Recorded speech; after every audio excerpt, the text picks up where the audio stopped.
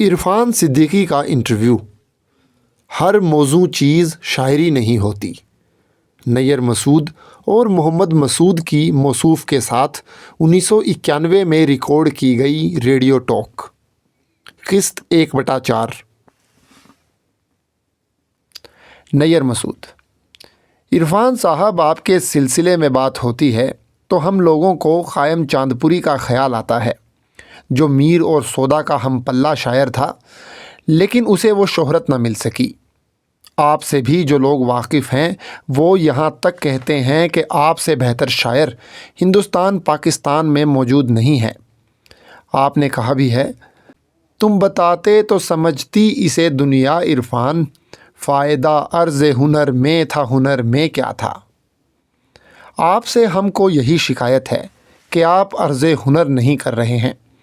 آپ کے 2 مجموعے کینوس اور شب درمیاں چھپے، لیکن تقسیم ٹھیک سے نہیں ہوئی، تو پہلے یہ بتائیے کہ یہ بے نیازی کیوں؟ عرفان صدیقی: اس سوال کے 2 حصے ہیں، میں ایک ساتھ دونوں کے سلسلے میں عرض کرتا ہوں۔ قائم سے جو مماثلت آپ حضرات نے اپنی محبت سے تلاش کی ہے، اس کے بارے میں کچھ نہیں عرض کرنا، لیکن کبھی کبھی مجھے محسوس ہوتا ہے کہ شاعر کے تعارف میں بہت بڑا ہاتھ شاید اس کی شاعری کے والیوم کا بھی ہوتا ہے۔ پھر میں چونکہ خود اس فیلڈ کا ہوں، مجھے معلوم ہے کہ PR کے تقاضے کیا ہوتے ہیں، مگر یہ کہ کچھ طبیعت ادھر نہیں آتی۔ نیّر مسعود: ہاں، نہیں آتی ہوگی۔ آپ کا مزاج ہی یہ ہے کہ اس صورتحال میں اور آپ کی شاعری میں ایک عجیب طرح کی مطابقت ہے۔ آپ کی شاعری میں ایک قسم کا استغنا ہے کہ اسے پڑھ کر بھی شبہ ہوتا ہے کہ اس کا کہنے والا ان چیزوں سے بے پرواہ ہے۔ محمد مسعود: جو 2 مجموعے چھپے ہیں وہ بھی اتنی کم تعداد میں کہ بہت سارے ایسے لوگ جنہیں پڑھنا چاہیے ان تک نہیں پہنچ پائے ہیں، اور بہت سے ایسے لوگوں تک پہنچ گئے ہیں جنہیں نہیں پڑھنا چاہیے۔ ہنسی۔ نیّر مسعود: ہاں، تو اس کو بھی عرفان صاحب ہی کی غلطی کہیں گے؟ عرفان صاحب، کئی سوالات آپ کی شاعری سے پیدا ہوتے ہیں کہ اس کا کہنے والا کون آدمی ہے، کیسا ہے، اس کو ہم جانیں۔ اب یہ ہے کہ ہم لوگ جو آپ کے قریبی دوستوں میں ہیں، ہماری آپ سے اکثر ملاقات ہوتی ہے، کھل کر گفتگو ہوتی ہے۔ ہم بھی جب شاعر کی حیثیت سے آپ کو دیکھتے ہیں تو آپ کچھ عجیب نظر آتے ہیں۔ نہ یہ اندازہ ہوتا ہے کہ اس شخص نے کیا کیا پڑھا ہے، نہ یہ کہ کیسی زندگی گزاری ہے، کچھ بھی اندازہ ہی نہیں ہوتا۔ نہ یہ معلوم ہوتا ہے کہ اس کے بزرگ کون لوگ تھے، کس قسم کے لوگ تھے، مگر یہ کہ اس کو اپنے بزرگوں کا بھی بہت شدید احساس ہے۔ ہم آپ کے پس منظر کے بارے میں سب سے پہلے جاننا چاہتے ہیں۔ مثلاً اپنے مطالعے ہی کو لے لیجئے، تو آپ کا مطالعہ کس طرح کا رہا، بچپن سے لے کر اب تک؟ عرفان صدیقی: نیّر صاحب، اس سلسلے میں واقعی آپ نے بعض چیزیں ایسی اپنے سوال کے ذریعے اٹھائی ہیں کہ خود میرا جی چاہتا ہے کہ میں کچھ کھل کر کہوں، لیکن جیسا کہ ہم لوگ اکثر بات چیت میں کہتے رہتے ہیں، بہتر یہ ہے کہ لکھنے والے کو اس کی ذات کو اور اس ذات کے حوالے سے خارج میں جو صفات منقش ہو رہے ہیں ان کو اس کے لکھے ہوئے لفظوں سے پہچانا جائے۔ اچھا، اس میں نیّر صاحب کوئی شعوری کوشش اپنے آپ کو پوشیدہ رکھنے کی نہیں ہے۔ ایمانداری کی بات یہ ہے کہ ایسا کچھ نہیں ہے کہ یہ جان بوجھ کر کوشش کی ہو کہ کوئی مسٹری کا یا اسرار کا پردہ اپنی شخصیت پر یا اپنی ٹوٹی پھوٹی شاعری جیسی بھی ہے اس پر ڈالا جائے، ایسا کچھ نہیں ہے۔ لیکن ہاں، یہ ضرور ہے کہ یہ خیال کہیں رہتا ہے کہ اگر میں اپنا انکشاف اپنی شاعری کے ذریعے نہیں کرتا یا نہیں کر سکتا تو پھر کچھ اور کہنا فضول ہے۔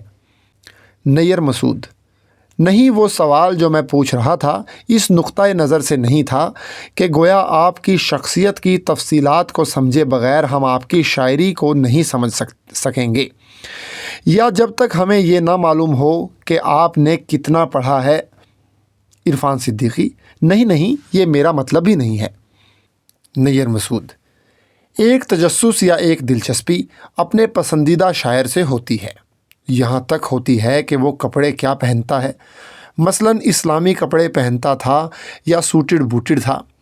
تو اس طرح بھی کہ اپنے بارے میں ہم لوگوں کو، جیسا کہ میں نے شروع میں عرض کیا کہ اس قدر قربت کے باوجود آپ نے از خود کبھی بتایا ہی نہیں، اور بہت سے لوگ ایسے ہیں جو زیادہ تر اپنے ہی بارے میں گفتگو کرتے ہیں، آپ بالکل نہیں کرتے۔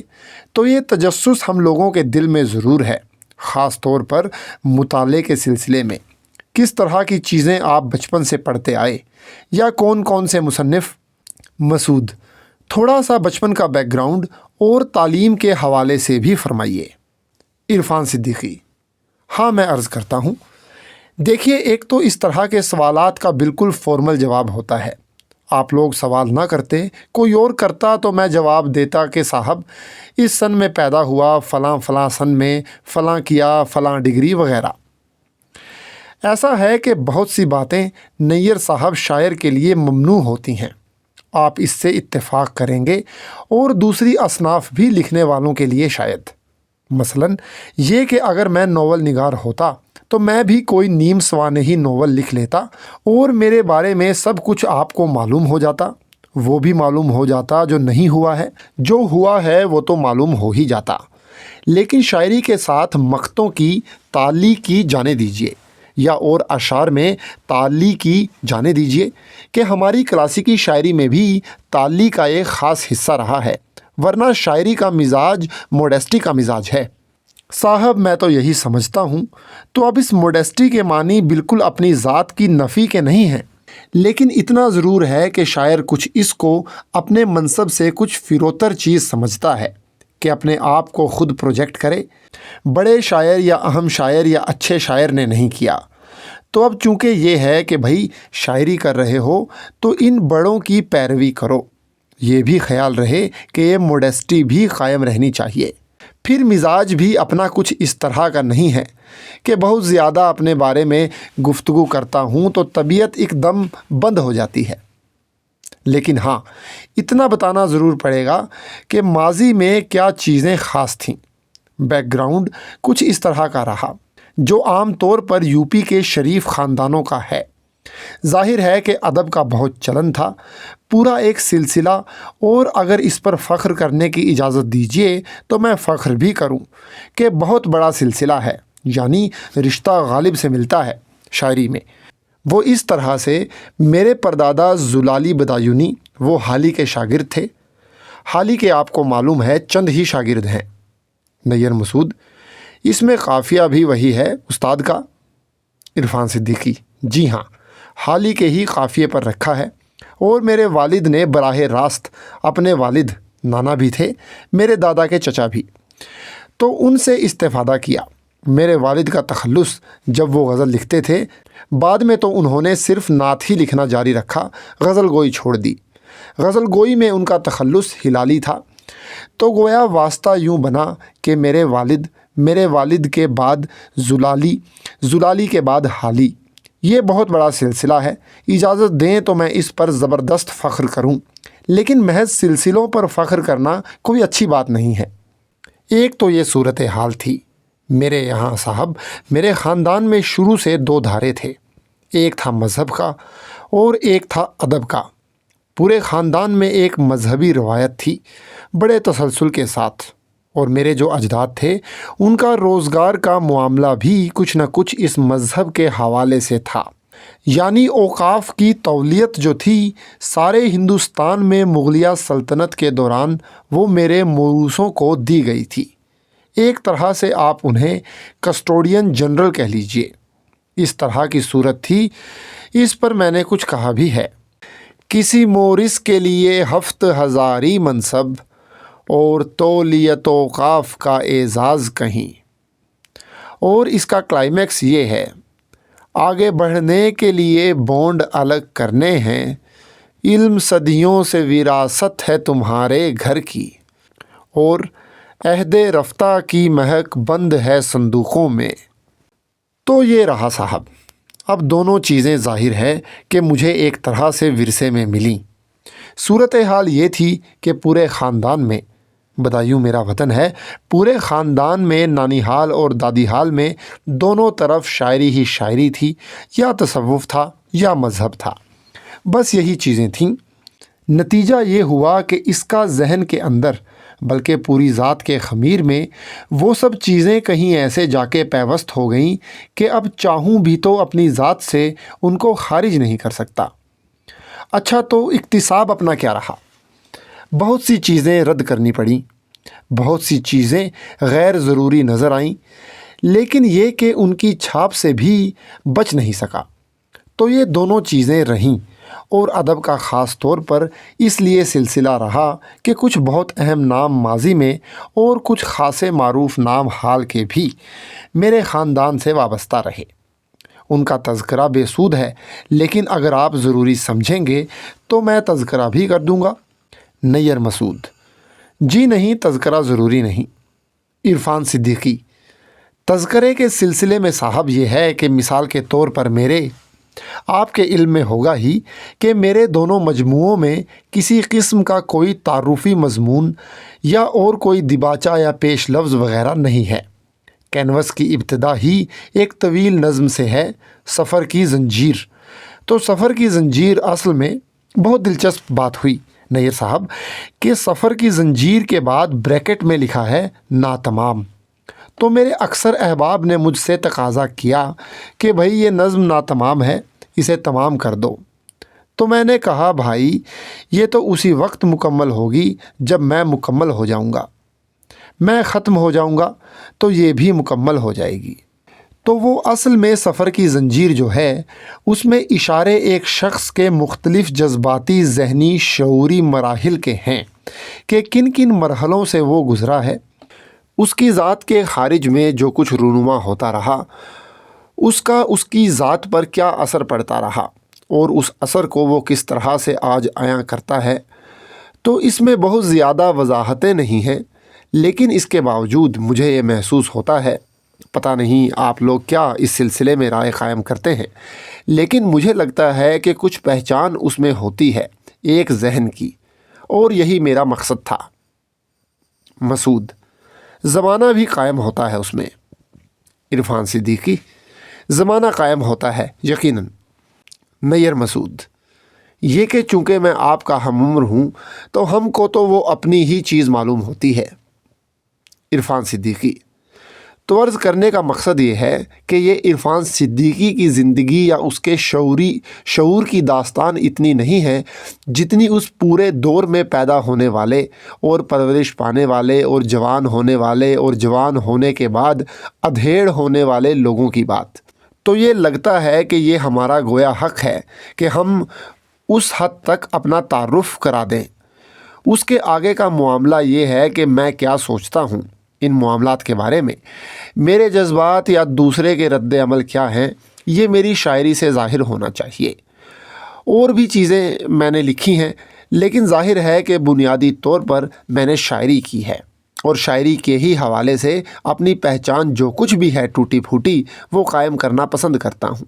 तो शायरी के हवाले से अगर ज़ाहिर होता है वही मुनासिब होगा और वही बेहतर होगा। ये कोई शऊरी कोशिश नहीं थी, लेकिन अब ये मेरे पूरे मिजाज का और मेरी ज़ात का गोया लाज़मी हिस्सा बन चुका है। इस सांचे को तोड़ना मुमकिन नहीं होगा और ना इसकी ज़रूरत महसूस होती है। मेरे बुज़ुर्गों ने काम बड़े किए, ये और बात है कि सब लोगों को पता ना चला हो। मिसाल के तौर पर जिस ज़माने में हफीज़ जालंधरी ने शाहनामा-ए इस्लाम लिखा, उसी ज़माने में मेरे दादा ऐश ज़िया साहब ने शहनशाहनामा-ए इस्लाम लिखा, जिसकी 4 जिल्दें हैं, छप चुकी हैं निज़ामी प्रेस से, और मुतअद्दिद दीवान। मेरे दादा शाद साहब, इकराम अहमद साहब शाद, वो शागिर्द थे एहसन मारहरवी के और इस हवाले से दाग स्कूल के आदमी थे। उनका भी निज़ामी प्रेस से इंतखाब नगमात शाद के नाम से बहुत पहले शाये हुआ था। मेरी पैदाइश के वक्त 1940 में वालिद ने, जैसा कि मैंने अर्ज़ किया, गज़ल से अपना रिश्ता तोड़कर बिल्कुल नात गोई और तारीख़ इस्लाम को नज़्म करने तक अपने को महदूद कर लिया था या अपने को वसी तर कर लिया था। उनकी बहुत सी चीज़ें हैं, कुछ छप चुकी हैं और कुछ नहीं छपी हैं, لمعات اسلامی کے نام سے انہوں نے اسلامی تاریخ کے کچھ بہت درخشاں واقعات کو منظوم کیا تھا۔ وہ ابھی چھپا نہیں ہے، میرا ارادہ ہے کہ میں اسے چھپواؤں۔ حال کے ناموں میں مثال کے طور پر محشر بدایونی میرے چچا ہیں، میرے والد کے حقیقی چچا زاد بھائی۔ پھر دلاور فگار ہیں، میرے والد کے حقیقی پھوپھی زاد بھائی۔ مطلب یہ کہ ایک ہی گھر میں بات کر رہا ہوں، ایک دادا پردادا، ایک نانا پرنانا کی۔ تو اس طرح سے نیّر صاحب یہ رہا ہے معاملہ۔ اور میرے والد کے چچا زاد بھائی سبطین احمد ہیں، انہوں نے بہت کام اسلامی تاریخ پر کیا ہے، انگریزی اور اردو میں بھی۔ پاکستان میں سیرت النبی کی 2 جلدیں انہوں نے انگریزی میں ترجمہ کیں، وہ وہاں چھپی ہیں۔ اس کے بعد ان کا انتقال ہو گیا۔ تو یہ مختلف دھارے نیّر صاحب، یہ بھی صرف اس لیے کہنا پڑا کہ کچھ پدرم سلطان بود والی بات نہیں ہے، لیکن یہ چونکہ آپ نے پوچھا ہے اس لیے بتایا۔ نیّر مسعود: نہیں، یہ بات ضروری بھی تھی۔ مسعود: اب کچھ اپنی والدہ کے بارے میں فرمائیے۔ عرفان صدیقی: والدہ کے بارے میں عرض کرتا ہوں۔ میری والدہ، اصل میں میری اپنی شخصیت پر میری والدہ کی بہت گہری چھاپ ہے۔ صورتحال یوں ہے جیسا اکثر گھروں میں ہوتا ہے۔ میری والدہ اپنے مزاج کے اعتبار سے اور میرے والد اپنے مزاج کے اعتبار سے خاصے مختلف یعنی ضدین جیسے تھے۔ ایک بے حد رقیق القلب اور نرم اور گداز یعنی میری والدہ، اور ایک بظاہر بہت سخت اور با اصول یعنی میرے والد۔ والد سے تو جو کچھ سیکھا بہت سیکھا، البتہ اگر کہا جائے تو جو کچھ ٹوٹے پھوٹے لفظ آتے ہیں وہ اپنے والد اور دادا کی وجہ سے آتے ہیں۔ مدرسہ اور کالج اور اسکول کا اتنا ہاتھ نہیں ہے، لیکن اندر جو کچھ ملا ہے شخصیت کو، اس میں بہت زیادہ دین میری والدہ کی ہے۔ میری والدہ خود بھی شاعرہ تھیں اور باقاعدہ شعر کہتی تھیں، اور بہت مطالعہ تھا ان کا۔ بلکہ آپ کو حیرت ہوگی اگر میں یہ بتاؤں کہ میں نے اردو کی جتنی بھی بنیادی کتابیں پڑھی ہیں وہ سب اپنی والدہ کی وجہ سے پڑھی ہیں، اس لیے کہ وہ منگواتی تھیں، وہ پڑھتی تھیں، علاوہ ان چیزوں کے جو والد پڑھاتے تھے۔ تو گویا پہلا تعارف جو کچھ ہوا اردو کے بنیادی ادب سے وہ اپنی والدہ کے حوالے سے۔ ان کی شخصیت کی کچھ چیزیں ملیں، مثلاً بہت رقیق القلب تھیں۔ یہ بھی معلوم ہوا کہ نہیں صاحب، بہت زیادہ وقت جو گزرا ہے کوئی بہت خوبی کی بات نہیں ہے، لیکن یہ کہ یہ سب چیزیں اندر کہیں جذب ہیں۔ ایک اور پہلو جو اکثر آپ نے دیکھا ہوگا، بار بار وہ شاعری کا ایک پہلو ہے میری، لیکن ہے بہت اہم معاملہ، یعنی کربلا کے واقعے نے جس طرح مجھے متاثر کیا ہے، یہ بڑی دین ہے میری والدہ کی۔ نیّر مسعود: تو 3 روایتیں آپ کے پس پشت رہی ہیں، دینی اور مذہبی روایت ایک، ادبی روایت اور ایک تصوف کی روایت۔ کربلا کا ذکر آپ نے کر ہی دیا، اب تو خیر باقاعدہ یہ ایک مضمون بن گیا ہے کربلا کا، اور بہت دلچسپ بات یہ ہے کہ اس میں آپ کا نام بہت کم لیا جاتا ہے۔ شمس الرحمن فاروقی صاحب تو برہم ہو گئے تھے اس بات پر کہ عرفان کا نام نہیں لیا جا رہا ہے۔ آپ نے غالباً سب سے پہلے باقاعدہ اس کو شعر کا استعارہ بنا کر پیش کیا ہے، تو یہ ہم لوگ پوچھنا بھی چاہ رہے تھے کہ اسے محض استعارہ گھڑنے کا شوق تو نہیں کہہ سکتے، یہ استعارہ تو موجود تھا ہی ہمارے یہاں۔ اگر جدت کا شوق ہوتا تو کوئی اور استعارہ اور علامتیں ڈھونڈتے، تو ایک علامت جو ہمارے یہاں کمزور طریقے پر موجود تھی، آپ نے اس کو بالالتزام برتا اور بہت آگے بڑھا دیا۔ اس وقت بھی اگرچہ ہمارے افتخار عارف کی بھی بہت شہرت ہے اور انہوں نے بہت کچھ اچھے شعر کہے بھی، لیکن تعداد میں بھی آپ کے شعر ان سے زیادہ اور تنوع میں بھی زیادہ ہیں۔ تو کیا سبب تھا کہ آپ کو اس واقعے کے علامات یا رموز اپنے خیالات کے اظہار کے لیے زیادہ سازگار معلوم ہوئے؟ عرفان صدیقی: عرض کرتا ہوں، یوں ہے نیّر صاحب کہ مجھے زندگی کے وہ موضوعات جن کے بارے میں مجھے کچھ کہنا ضروری محسوس ہوا، ان میں ایک بہت پیش یا افتادہ بات لگے گی، مگر ہے، میں اس میں کیا کر سکتا ہوں؟ ظلم اور بے انصافی اور جبر اور تشدد کے مقابلے میں آدمی کی خودی کا اس بات کیوں کر ممکن ہے؟ نیّر مسعود: بہت عمدہ بات ہے۔ عرفان صدیقی: تو صاحب یہ سب چیزیں کہیں نہ کہیں میرے خمیر کا حصہ ہیں، اپنے آپ تو ایسا نہیں ہو گیا کہ یہ سب چیزیں اچانک مجھے اہم معلوم ہونے لگیں۔ ظاہر ہے کہ اندر سے میری نشو و نما اس قسم کی تھی کہ یہ چیزیں بہت اہم لگتی رہیں، تو یہ موضوع مجھے بہت بنیادی موضوع لگتا ہے نیر صاحب کہ آدمی کیا واقعی بے بس ہے؟ کیا ایسا ہے کہ آدمی ظلم کے سامنے کوئی حیثیت نہیں رکھتا؟ تو کربلا کے سلسلے میں یہ تھا کہ جیسے کینوس میں آپ دیکھیں گے کہ اب یہاں مطلب کی بنیاد واضح کر دوں کہ ایک تو موضوع یہ ہے کہ یہ صرف ایک موضوع، ایک پہلو ہے، لیکن ایک موضوع یہ ہے کہ انسان انتہائی جبر اور انتہائی تشدد، انتہائی ظلم کے مقابلے میں اپنے آپ کو، جسے قرآن صبر کہتا ہے، ہم لوگ اس کو بہت محدود معنی میں استعمال کرتے ہیں۔ اپنی خودی کا اس بات کیوں کر سکتا ہے؟ اس کے مقابلے میں کوئی کہاں تک خود کو قائم رکھ سکتا ہے؟ یہ موضوع مجھے صاحب بڑا اہم لگتا ہے، بلکہ مجھے تو ساری دنیا میں اگر آپ سچ پوچھئے تو ہر طرف یہی چیز نظر آتی ہے، اور اس میں زبان کی کوئی قید نہیں ہے۔ یہ لڑائی ازل سے جاری تھی اور ابد تک جاری رہے گی۔ میں نے لکھا بھی ہے، پھر ایک عجیب تماشا رہے گا صدیوں تک، یہ کار زارے کمانو گلو ہے کتنی دیر۔ یہ شعر جس غزل میں شامل ہے وہ دوسرے مجموعے شب درمیاں میں ہے۔ کینوس کی شاعری میں سے شعر میں آپ کے سامنے عرض کرتا ہوں: سروں کے پھول سرے نو کے نیزہ کھلتے رہے، یہ فصل سوکھی ہوئی ٹہنیوں پہ پھلتی رہی۔ یا یہ کہ جو بھی تم چاہو وہ تاریخ میں تحریر کرو، یہ تو نیزہ ہی سمجھتا ہے کہ سر میں کیا تھا۔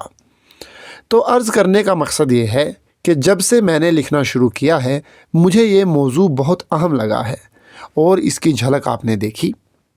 نیر مسعود: اچھا، اب آپ کو خیال ہوگا کہ آصف فروخی نے انتظار حسین سے جو گفتگو کی تھی وہ بہت خوبصورت انداز میں شروع کی تھی کہ انہوں نے ایک دم پوچھ لیا کہ انتظار صاحب آپ کو دنیا کیسی لگتی ہے؟ جیسی کہ انتظار حسین کی عادت ہے کہ بظاہر وہ گھبرا گئے، بوکھلا کر پوچھا، بھائی کیا مطلب؟ تو یہ جو آپ کے یہاں کربلا کی علامتیں ہیں، اس میں آپ نے جیسا بتایا کہ ظلم اور جبر کے خلاف اپنی شخصیت کا اس بات، یہ کربلا بہت بڑا استعارہ ہے۔ تو اب ہم سبھی ایک طرح سے محسوس کر رہے ہیں کہ ظلم اور جور کے ماحول میں گھرے ہوئے ہیں۔ شاعر ظاہر ہے کہ اس کو زیادہ محسوس کرتا ہے، اس لیے کہ زیادہ حساس ہوتا ہے۔ تو مسئلہ یہ ہے کہ ہم ظلم و جور میں گھرے ہوئے تو ہیں، لیکن ظلم و جور کرنے والے ہم کو نظر نہیں آ رہے ہیں۔ ہوتا ہے نظر نہیں آ رہا ہے، ورنہ ان کے خلاف ہم مورچہ کھول دیتے۔ تو آپ کو کیا محسوس ہو رہا ہے کہ یہ جو ہوسٹائل دنیا آپ کے مقابلے میں ہے، اس کی ہوسٹیلیٹی کہاں ہے، کس نوعیت کی ہے؟ عرفان صدیقی: یہ بات معنی خیز، عرفان صدیقی: یہ بہت معنی خیز بات آپ نے فرمائی ہے۔ بالکل سچ ہے نیر صاحب کہ ہم سے مراد ہے آدمی، وہ آدمی جو ظلم کی طاقتوں کے یا ناانصافی کی طاقتوں کے مقابلے میں ڈٹا ہوا ہے، اور شاعر اس کے ترجمان کی حیثیت سے ہے۔ ان طاقتوں کو پوری طرح آئیڈینٹیفائی نہیں کر پاتا، ان کی شناخت بہت مشکل ہو گئی ہے کہ اب بالکل سفید و سیاہ کے خانوں کی طرح ظلم اور مظلومی بٹی ہوئی نہیں ہے۔ نیر مسعود: ہاں، نہیں ہے۔ عرفان صدیقی: شاید شروع میں بھی یہی صورت تھی، لیکن اس وقت یہ پہچان اس لیے آسان تھی کہ ظلم کے ذرائع معلوم تھے اور وہ بہت محدود تھے۔ مسعود: ظلم کرنے والی جو طاقتیں ہیں ان کو آئیڈینٹیفائی کرنے کا ایک سوال ہے، یعنی آدمی جو ظلم کے خلاف ڈٹا ہوا ہے، ظلم کا شکار ہے، وہ پہچان نہیں پا رہا ہے کہ کون سی طاقتیں ہیں جو اس پر ظلم کر رہی ہیں، ظلم کی کتنی جہتیں ہیں۔ نیر مسعود: ہاں، اصل مسئلہ تو یہی ہے، اگر اس کو پہچان لیا جائے تو اس سے لڑنا آسان ہو جائے۔ مسعود: اور ظلم کی کتنی صورتیں ہیں؟ بعض چیزیں ایسی ہوتی ہیں ڈاکٹر صاحب کہ آپ کو بظاہر نہیں لگے گا کہ ظلم ہو رہا ہے، لیکن پس پردہ۔ نیر مسعود: ہاں، کاروبار بہت فنکارانہ ہو گیا ہے، مظلوم کے پاس تو کوئی فن نہیں ہے۔ مسعود: جیسے میں اس سے ہٹ کر ذرا ایک بات کہوں، ایک مرتبہ آپ بھی کہہ رہے تھے کہ ایسے کئی لوگ ہیں ہمارے دانشوروں میں جو مثلاً یہ کہ باقاعدہ इरफान सिद्दीकी: जी हाँ, कुछ तो नामहसूस और नामालूम तौर पर आलाए कार बन जाते हैं या शिकार बन जाते हैं। तो मैंने ये अर्ज़ किया था कि ज़माना और ज़माने के मामले इतने पेचीदा हो गए हैं कि अब जुल्म को बहुत आसानी के साथ पहचाना नहीं जा सकता। बहुत जुल्म ऐसे हैं जो बज़ाहिर बहुत मेहरबानी और इनायत नज़र आते हैं, लेकिन हैं असल में जुल्म। तो अच्छा, अब यहाँ शायर का अगर आप इजाज़त दें तो कहूँ कि मनसब, वरना ये फ़र्ज़ है कि वो कोशिश करे कि शिनाख्त कायम हो जाए कि जुल्म असल में है क्या, और उस जुल्म के मुकाबले में मज़लूम का रद्द अमल क्या होना चाहिए। मज़लूम के रद्द अमल के सिलसिले में नैयर साहब, ईकान का हिस्सा जो बात बन चुकी है वो ये है कि मज़ाहमत किसी न किसी सतह पर ज़रूरी है। वो मज़ाहमत अमल से भी हो सकती है और वो मज़ाहमत महज ख़याल और अक़ीदे से भी हो सकती है। अगर जुल्म कोई शख्स बहुत आसानी से और बहुत खामोशी से, आसानी न कहिए बल्कि खामोशी से सह लेता है, तो वो ख़ुद भी ज़ालिम है, वो जुल्म का हिस्सा बन जाता है। एक शेर मैंने कहा था इस मौजू पर: बहुत कुछ दोस्त तो बिस्मिल के चुप रहने से होता है, फ़कत उस खंजरे दस्ते जफ़ा से कुछ नहीं होता। तो ये भी मामला है साहब, लोग जुल्म कर रहे हैं और बाज़ लोग जुल्म सह रहे हैं। तो जो जुल्म सह रहे हैं वो भी एक मरहले पर उतने ही काबिल मज़म्मत हो सकते हैं जितने जुल्म करने वाले। इसलिए कि जुल्म अगर आप सह रहे हैं तो इसका मतलब है कि आप जुल्म को पनपने का मौका दे रहे हैं। तो दो चीज़ें सामने आईं, एक तो शिनाख्त कायम करना कि जुल्म असल में है क्या।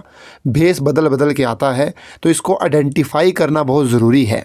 ये काम तो बहरहाल कुछ ना कुछ ज़ाहिर है कि फ़नकारों के करने का है। अदीबों शायरों के अलावा जो दूसरे लोग हैं ये काम कर रहे हैं, उनके यहाँ अपने अपने मफादात भी नज़र आते हैं।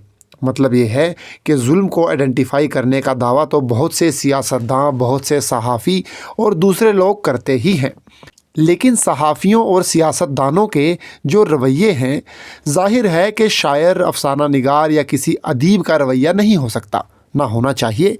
तो हमारे उनके अप्रोचेज़ में भी फ़र्क है और गालिबन नताइज में भी फ़र्क है।